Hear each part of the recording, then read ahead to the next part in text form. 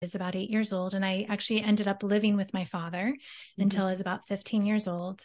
And my father was a Vietnam vet. So he did 2 tours of Vietnam. He was a helicopter pilot in the Army.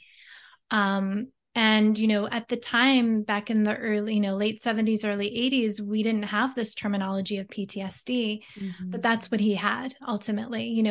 What we called it then was he had a drug problem, because he came home, he was, very much traumatized. And what he did was he went to the VA. They just said he had shell shock. And then he decided to just go out and, prescribe himself drugs, street drugs in various ways. So he was always on and off something. Sometimes it was alcohol. Sometimes it was, harder drugs like crack and heroin.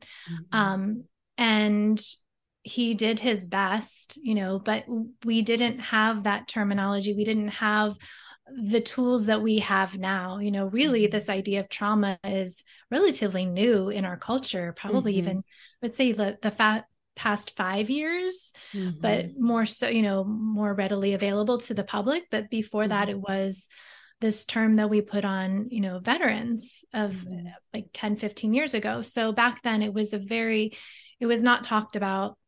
And when I was 15 years old, I decided to leave my home. I left that home. I went to live with my grandmother for a period of time.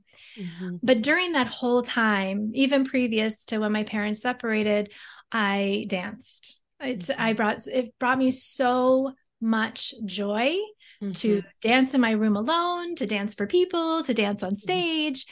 And what I had realized not until I was an adult was how it was such a gift for my healing journey. Because when my dad would go into his rage, when he would go